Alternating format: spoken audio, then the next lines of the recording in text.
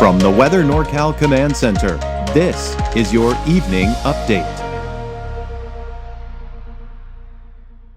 Cascade Paint and Supply is Reading's oldest family-owned paint store, established in 1953. We are the largest Dunn Edwards dealer in the nation, and most of our products are made in the U.S. Our friendly and knowledgeable staff are ready to answer your questions and help you today.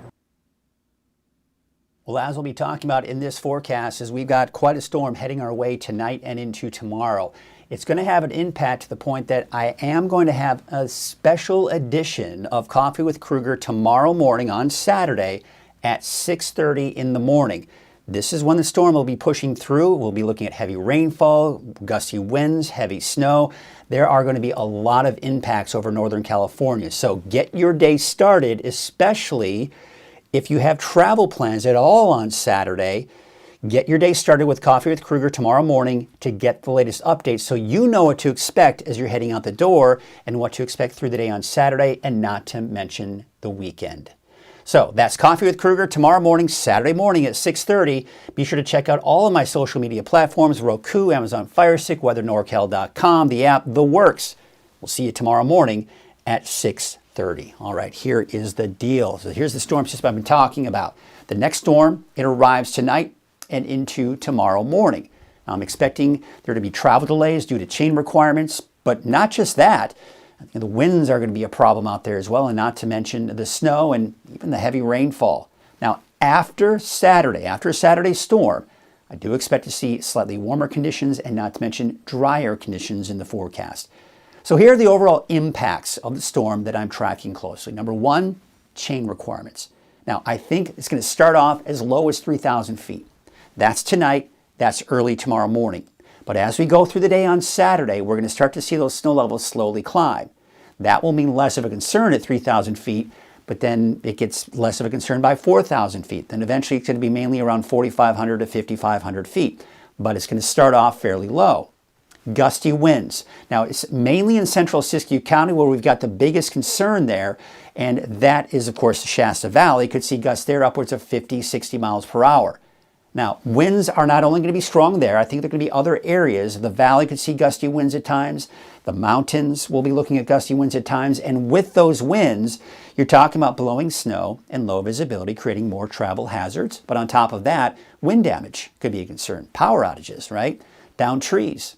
Flooding potential, especially for the North Coast, Del Norte and Humboldt counties, but I'm also tracking and monitoring places like southern Trinity County and even western Siskiyou County. There could be some problems here with flooding as well. Local creeks and streams could swell up, and in fact, they could even exceed their banks with some localized flooding there, and many low-lying areas, so localized streets could look at some flooding as well. Possible mudslides, that is, and debris flows are also going to be a bit of a concern as well. So a lot of things to talk about here as we go through this forecast. All right, so you can see this batch of clouds, more activity coming in from the west. This is the main storm system coming on in. So let's walk you through the timing of it all. Here it is tonight at 10 o'clock, okay? We're seeing the snow begin to move in. Now, I want to take note, this is right around where Buckhorn Summit is. You see how we're seeing the potential for snow on Buckhorn Summit? That could mean potential for chain requirements. Oregon Mountain may be a bit of a concern as well. That might be a little low, but there could be that potential. And then it looks like Berry Summit, everything should be okay there.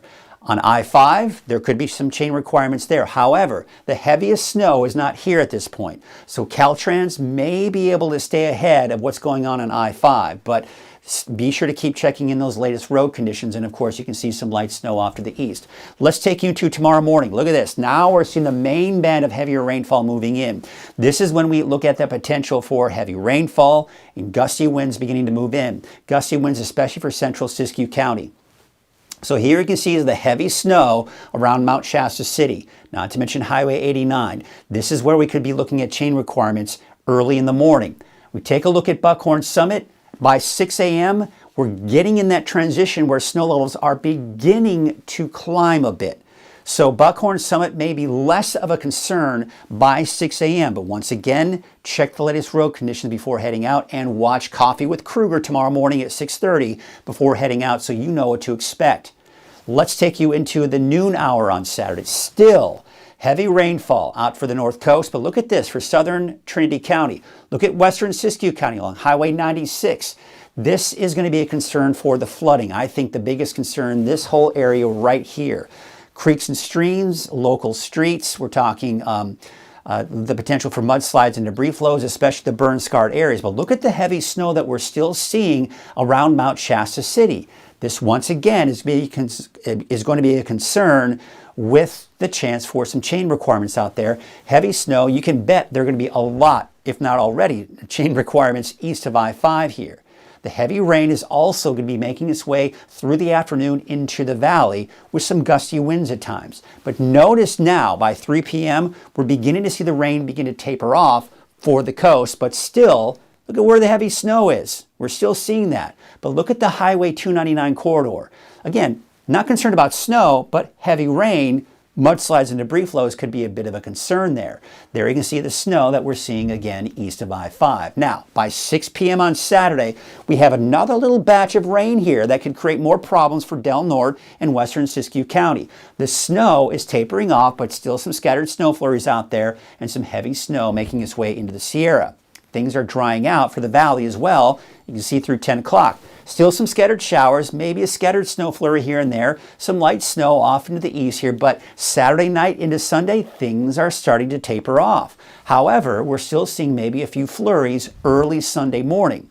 Through the day on Sunday, I do expect clearing skies eventually. Now, if we clear things out for Sunday night, that'll make for a cold start to your day on Monday, and there could be the potential for some fog in many areas as well.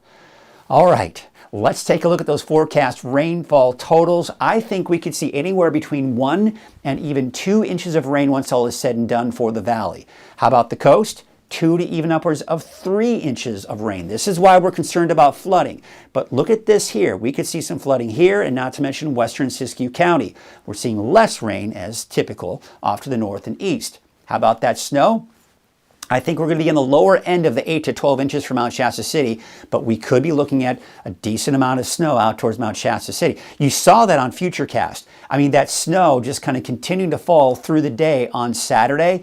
That's why we could be looking at the potential for a lot of snow in Mount Shasta City, not to mention Chester, Aden, and Alturas seeing less, but still a decent amount of snow in the forecast. Let's talk about those winds now. And of course, they're not a problem now, but they will be as we go into tomorrow morning.